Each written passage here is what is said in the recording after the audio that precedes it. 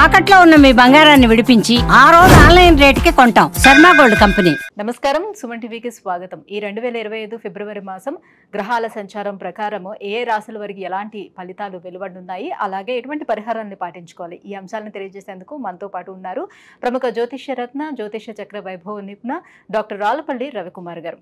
గురుగారు నమస్కారం. శరదిందు సమాకారే పరబ్రహ్మ స్వరూపిణి వాసరాపీఠ నిలయే సరస్వతి నమస్తుతే. అందరికీ నమస్కారం. ముఖ్యంగా సుమన్ టీవీ ప్రేక్షకులకి నమస్కారం.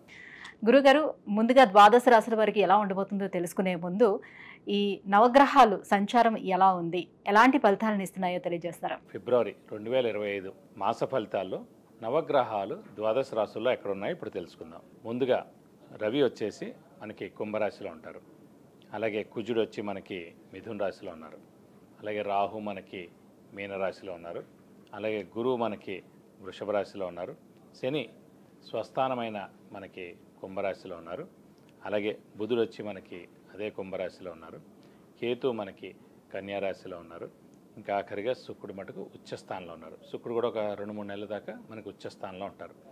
ముఖ్యంగా మొన్నటిదాకా మనం చెప్పుకున్నాం 27 అక్టోబర్ నుంచి ఫిబ్రవరి 21 వరకు కుజుడు నీచ స్థానంలో ఉండడం వల్లనే యాక్సిడెంట్లు జరగడం, ఈ ఫైర్ యాక్సిడెంట్స్ జరగడం, విపరీతమైన మేజర్ యాక్సిడెంట్స్ అన్ని రోడ్ల మీద కానీ అవి కానీ జరగడం, చాలామంది చనిపోవడం లాంటివన్నీ కూడా జరిగాయి.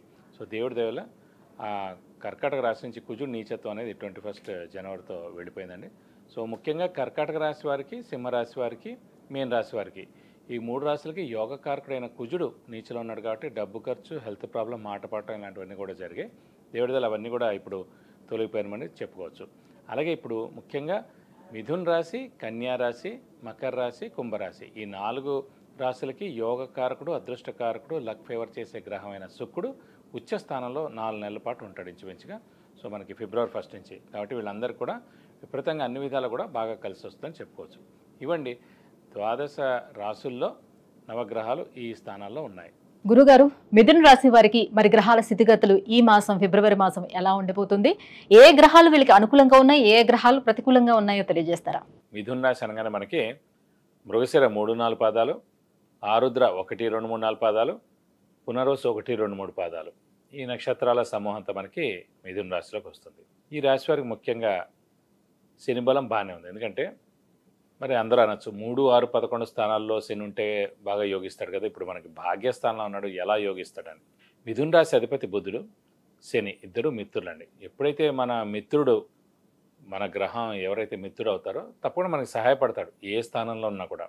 సో కాబట్టి భాగ్యస్థానంలో ఉన్నాడు కాబట్టి భాగ్యాన్ని చేకూరుస్తాడు, నష్టం అయితే మేజర్గా చేయనివ్వడు. అలాగే రాహుకేతులు తీసుకుంటే రాహు ఏమో దశమంలో ఉన్నాడు, కేతు ఏమో చతుర్థంలో ఉన్నాడు. కొంచెం మిశ్రమంగా ఉండొచ్చు కానీ ఓవరాల్గా బాగానే ఉంటుంది. ఇంకోటి ఏంటంటే వ్యయ స్థానంలో గురువు ఉండడం. సో ఖర్చు స్థానంలో ఎప్పుడైతే గురువు ఉన్నాడో అంటే శుభగ్రహం అయ్యాడు కాబట్టి మంచి ఖర్చులే చేయిస్తాడు. వేస్ట్ ఖర్చులు అయితే, పిచ్చి ఖర్చులు అయితే ఏం చేయించడం. అలాగే తీర్థయాత్రలు అవి కూడా చేస్తారండి. అలాగే దైవ దర్శనం చేసుకుంటారు, గురువుని దర్శిస్తారు, గురువు యొక్క బ్లెస్సింగ్స్ తీసుకుంటారు. ఇంకోటి మిథున రాశి అధిపతి బుధుడు అయ్యాడు. సో బుధుడు సాధారణంగా మామూలుగా వ్యాపార కారకుడే బుధుడు. అలాగే ఫ్రెండ్స్కి కారకుడు బుధుడు, కమ్యూనికేషన్ స్కిల్స్, రైటింగ్ స్కిల్స్కి కారకుడు కూడా బుధుడే అండి. సో అలాంటి బుధుడు ఈ యొక్క రాశి మిథున అయింది కాబట్టి అది ఇన్బౌండ్ అంటే మామూలుగా బై బర్తే వస్తుందన్నమాట. సో కమ్యూనికేషన్ స్కిల్స్ కానీ, రైటింగ్ స్కిల్స్ కానీ, వ్యాపారం ఎలా చేయాలని కానీ ఇవన్నీ కూడా మనకి ఇన్బిల్ట్గానే వస్తుందన్నమాట ఆ రాశి వాళ్ళకి. సో వాళ్ళు సాధారణంగా వ్యాపారం చేయొచ్చు, మంచి కమ్యూనికేషన్ స్కిల్స్, రైటింగ్ స్కిల్స్ ఉంటాయి, మంచి యాంకర్స్ కూడా అవ్వచ్చండి. ఎందుకంటే రైటింగ్ పార్ట్ బాగుంటుంది, అలాగే మాట్లాడడం, వాక్చాతుర్యం, ఇంటర్వ్యూస్ తీసుకోవడం ఇవన్నీ కూడా యాంకర్స్కి చాలా ఇంపార్టెంట్, న్యూస్ రీడర్స్కి. సో మిథున రాశి వారు ఎవరైతే వాళ్ళందరూ కూడా ఈ రంగాల్లో తప్పకుండా సక్సెస్ అయ్యేందుకు అవకాశాలు ఎక్కువగా ఉన్నాయన్నమాట. కాబట్టి ప్రస్తుతం మటుకు గురుబలం తక్కువగా ఉంది కాబట్టి కొంచెం బాగా కష్టపడితే కానీ పనులు జరగవండి, అంతే, అంతగానే లేదు. కష్టపడడం అంటే కనుక ముఖ్యంగా ఏ విషయాల్లో అనొచ్చు. సాధారణంగా ఒక ఉద్యోగం రాబోతోంది, లేకపోతే ఒక కాంపిటేటివ్ ఎగ్జామ్ ఉంది, బద్ధకం అనమాట. ప్రస్తుతం గురుబలం తక్కువగా ఉండడం వల్ల బద్ధకంగా ఉంటుంది.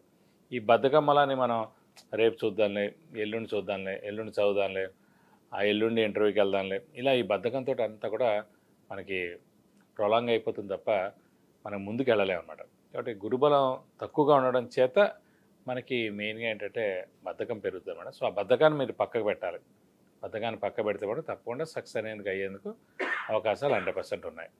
ఇది కాకుండా మనకి మెయిన్గా శని బలం పరిపూర్ణంగా ఉండడం చేత ఆరోగ్య ఆయుష్ చాలా బాగుంటుంది. ముఖ్యంగా ఎవరు చూసుకున్నా కూడా ఆరోగ్య ఆయుష్ కూడా ఇంపార్టెంట్. ఎందుకంటే అనారోగ్యం చేస్తే కనుక నెలలు మనం దాని మూలాన్ని ఇంపాక్ట్ ఉంటుంది. కాబట్టి ముఖ్యంగా ఆరోగ్యం చూసుకోవాలి, అలాగే ఆయుష్ కూడా చూసుకోవాలి. అందుకే పుట్టంగానే పిల్లలకి జాతకం రాయరు సాధారణంగా. కానీ జాతకం ఎందుకు చూస్తారంటే బాలారిష్ట దోషాలు ఏమైనా ఉన్నాయా, బాలారిష్ట దోషాల మూలాన్ని అనారోగ్యం చేస్తాయి పిల్లలకి. సో పిల్లలకి అనారోగ్యం కాకుండా ఉండాలంటే బాలారిష్ట దోషాలు ఏమైనా ఉన్నాయి, అలాగే ఆరోగ్య ఆయుష్ ఎలా ఉందనే దానికోసమే జస్ట్ అప్పటికప్పుడు జాతకం చూస్తారండి పిల్లలు పుట్టంగానే. కాబట్టి ఓవరాల్గా మటుకు మిథున రాశికి బాగానే ఉందని చెప్పుకోవాలి. గురుగారు, మరి వ్యయస్థానంలో గురువు ఉన్నాడు మిథున రాశి వారికి, గురువు ఏ రకంగా సపోర్ట్ని ఇస్తున్నాడు వీళ్ళకి? గురుబలం తక్కువగా ఉంది, కరెక్టే. ఎందుకంటే గురుబలం తక్కువగా ఉందని ఎందుకు అనుకుంటా అంటే మన మిథున రాశికి వ్యయ స్థానంలో గురువు ఉండడం చేత గురుబలం తక్కువగా ఉంది. ఈ గురుబలం తక్కువగా ఉన్నా కూడా చెడేం చేయడండి, ఆలస్యం చేస్తాడు ఏ పనులైనా సరే. రేపు జరగాల్సిన పని నెల తర్వాత చేస్తాడు, రేపు రావాల్సిన ఉద్యోగం 6 నెలల తర్వాత వచ్చేటట్టు చేస్తాడు, అలాగే రేపు రావాల్సిన డబ్బులు మనకి 3 నెలల తర్వాత వచ్చేటట్టు చేస్తాడు. సో ఏదైనా సరే శ్రమ, కాలం, ధనం వ్యర్థానికి అవకాశం ఉంది. అవసరాన్ని డబ్బులు సమకూరవు, రావాల్సిన బాకీలు ఆలస్యం అవుతాయి, కొత్త అప్పులు చేయాల్సి ఉంటుంది, ఇలాంటివన్నీ జరుగుతుంటాయి మేడం. కాబట్టి ఈ గురుబలం తక్కువగా ఉండడం చేత ఇవన్నీ పనులన్నీ కొంచెం ఆలస్యంగా జరుగుతూ ఉంటాయి. మరి అదృష్టం ఎలా ఉండబోతుంది?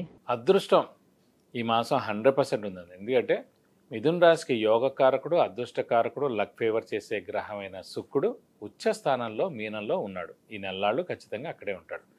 ఎప్పుడైతే మన యోగకారకుడు ఉచ్చ స్థానంలో ఉంటాడో మనకి డబ్బుకి ఎప్పుడూ లోటు ఉండదండి. అంటే ఈ నెల మటుకు డబ్బు చాలా బాగుంటుంది, ఆరోగ్యం చాలా బాగుంటుంది, ఎవరి చేత మనం మాట పడక్కర్లేదు, అనుకున్న పనులన్నీ జరుగుతాయి. ముఖ్యంగా శుక్రుడు కాబట్టి ఖచ్చితంగా వెహికల్ కొనేందుకు అవకాశం ఉంది, అలాగే లగ్జరీ ఐటమ్ ఏదైనా కొనేందుకు అవకాశం ఉంది, గోల్డ్ కొనేందుకు అవకాశం ఉంది, అలాగే ఇంట్లో కొత్త వస్తువు కూడా కొనేందుకు అవకాశం ఉంది. కాబట్టి అదృష్టం అనేది మటుకు పరిపూర్ణంగా ఈ నెలల్లో ఉంటుంది కాబట్టి మనం అనుకున్న పనులన్నీ తప్పకుండా జరుగుతాయి. మరి గురుబలం పెంపొందించుకునేందుకు ఎటువంటి పరిహారాలను వీళ్ళు పాటించుకుంటే ఇంకా బాగుంటుంది? ఇంకా ఈ నెల మిథున రాశి వారికి పరిహారాలు ఏంటంటే ముఖ్యంగా గురువే వీక్గా ఉన్నాడు, గురుబలమే తక్కువగా ఉంది కాబట్టి సేమ్ గురువారం రోజున ప్రతి గురువారం ఉపవాసం ఉంటే చాలా మంచిది. అలాగే దత్తాత్రేయ స్వామిని ఎక్కువగా ఆరాధిస్తే చాలా మంచిది. ప్రతిరోజు దత్తాత్రేయ స్వామి అష్టోత్తరం చదువుకుంటే చాలా మంచిది. అలాగే దత్తాత్రేయ స్వామి టెంపుల్ ప్రతి గురువారం వెళ్ళి 41 ప్రదక్షిణాలు చేసుకుంటాక మీకు అన్ని విధాలా మంచి చేకూరుతుంది. విద్య, ఉద్యోగం, విదేశీయానం, వివాహం, వాహనం, గృహం, ఇలా అన్ని విషయాల గురించి తెలుసుకోవాలంటే కింద స్క్రోల్ అవుతున్నటువంటి నెంబర్లకి కాల్ చేసి గురుగారు అపాయింట్మెంట్ పొందవచ్చు.